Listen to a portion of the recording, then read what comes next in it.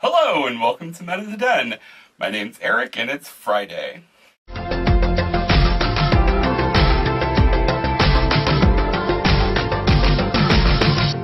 This week on Men of the Den, it's question and answer week, and I have got a few questions from some friends of mine on Facebook, so let's see what they're asking.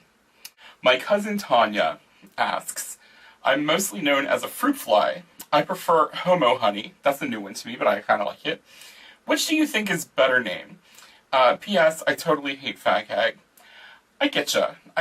I mean, being called a hag is not a good thing. I believe that comes from, like, the Polari language. I'm going to put a link down to that. I'm pretty sure that that's in there where that comes from. Doesn't make it any better. But Tanya, you hang out with bears, so you are a Goldilocks as well. So there you go. Though Homo Honey, I kind of dig. I kind of dig Homo Honey as well. Firelight, one of my favorite podcasters, asks, how much flannel is too much flannel? There isn't really a thing as too much. You can probably overlayer if you get too hot. But flannel is one of those things that's meant to be layered, so, I mean, 1 to 2 isn't a bad idea at any given time, but usually 1 is sufficient, but if you're especially cold, maybe 2 or 3. Sean asks, for queers who don't visit/hang stay with family during the holidays, what do you advise as alternatives for things to do holiday-wise? This is a perennial problem. I mean, like, Thanksgiving, Christmas, New Year's, all of these things are holidays where we tend to kind of focus on family. And so, a lot of times, like, especially for people who've moved, a lot of gay people have to move out of wherever they're from to go to some place that's a little bit more accepting. A lot of times people build up families of choice or families of friends, and do activities with them. You could also go it alone, and there's nothing wrong with going it alone. You can absolutely go to the movies, go out to dinner, take yourself out to dinner, treat yourself, as they say. And I love doing that. I love going to the movies like Christmas time, and same with New Year's. New Year's is a time that you can go hang out, and you don't have to be coupled or whatever. Just go out and party. There are tons and tons and tons of clubs to go and do things at. Don't be afraid to be alone, because you never know who else is alone out there. So you might find somebody and something might happen. Joe asks, what's a good bottom-friendly meal?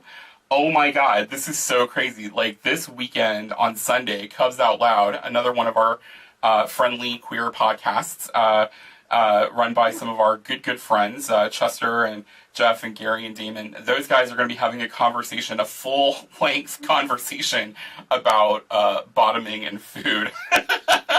So tune in to Cubs Out Loud on Sunday, Joe, and I'm sure you'll learn all about all the different things that you can and cannot or should not do.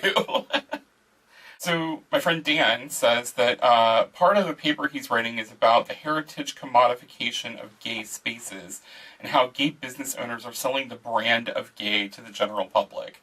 Wow, that's a really interesting topic. This isn't something that you've seen, at least since like the 80s and 90s. There was a really fascinating podcast called 99% Invisible where they talked about lesbians and Subarus, and about why there is this, like, joke or this, like, trope about lesbians having Subarus, hatchback Subarus. And it actually came down to an actual advertising campaign that took place in, like, the 1980s or 90s, the early 90s and late 80s, where Subaru did an explicitly female, like, outdoor kind of camping kind of scenario of two kind of butch women and a Subaru, like driving their Subaru out into the wilderness to go camping. And that kind of was like the spark that kind of started this whole like queer advertising blitz. Like alcohol companies, kind of jumped on board with it like almost immediately after that, and vodka companies especially. Vodka companies jumped all over rainbow branding everything. Absolutes, Stoli, I think is a big, huge one. And a lot of that kind of tied into the fact that gay bars were like the place. And so, you know, the thing that you sell at bars are alcohol. So why not make sure that you have the gay vodka, you know, whichever one that is.